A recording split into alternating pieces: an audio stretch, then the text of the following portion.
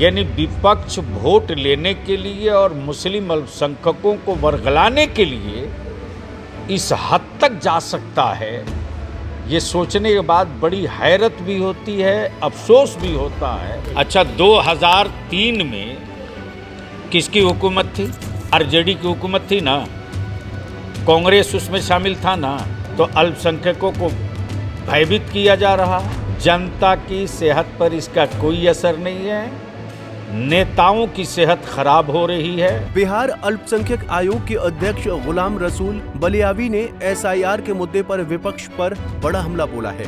उन्होंने कहा कि विपक्ष एसआईआर के नाम पर बेवजह भ्रम फैला रहा है। दरअसल अल्पसंख्यक आयोग के अध्यक्ष गुलाम रसूल बलियावी कटिहार पहुंचे, जहां वो मीडिया से रूबरू हुए। इस मौके पर गुलाम रसूल बलियावी ने विपक्ष पर जमकर हमला बोला है। कहा कि अल्पसंख्यक समुदाय के लोगों में अगर इसको लेकर कोई भ्रम या विरोध रहता तो वो पिछले कई दिनों से सीमांचल में ही घूम रहे हैं, तो लोग उनका विरोध करते या काला झंडा दिखाते, लेकिन ऐसा कुछ भी नहीं हुआ है। उन्होंने कहा कि 60 करोड़ की लागत से किशनगंज और कटिहार में जो अल्पसंख्यक आवासीय विद्यालय बनाया जा रहा है, विपक्ष कभी उसे एनसीआर को लेकर डिटेंशन सेंटर बनाए जाने की शगुफा छोड़ते हुए लोगों के बीच भ्रम फैलाने की कोशिश करते थे।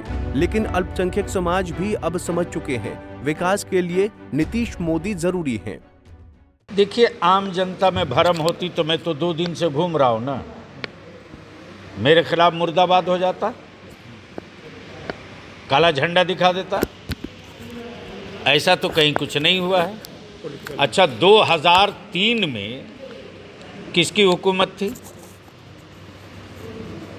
आरजेडी की हुकूमत थी ना, कांग्रेस उसमें शामिल था ना, लेफ्ट के लोग उसमें सहयोगी थे ना, तो यही काम 2003 में हुआ तो कोई बात नहीं, और वही काम 2024 में हो रहा है, तो अल्पसंख्यकों को भयभीत किया जा रहा है।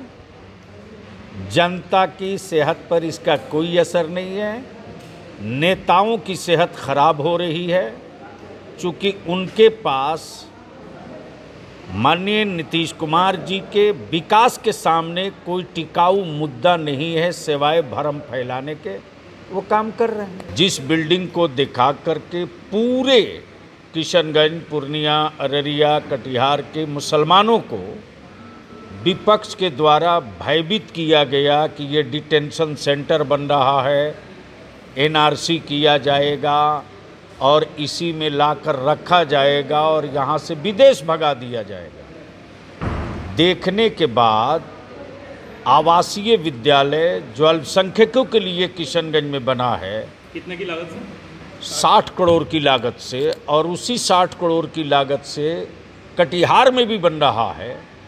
यानी विपक्ष वोट लेने के लिए और मुस्लिम अल्पसंख्यकों को वर्गलाने के लिए इस हद तक जा सकता है, ये सोचने के बाद बड़ी हैरत भी होती है, अफसोस भी होता है और दुख भी होता है। बकिया जो भ्रमण के क्रम में हज़ारों की संख्या में लोगों की दरखास्तें भी आई हैं, अभी बैठेंगे, जो हमारे पदाधिकारी हैं उनके साथ गुफ्तगू करेंगे। बहरहाल चुनाव आयोग ने पहला ड्राफ्ट वोटर लिस्ट जारी कर दिया है। 38 जिलों में सभी मान्यता प्राप्त राजनीतिक दलों को वोटर लिस्ट की ड्राफ्ट कॉपी सौंपी गई है। पंजाब केसरी टीवी के लिए कटिहार से रजनीश कुमार की रिपोर्ट।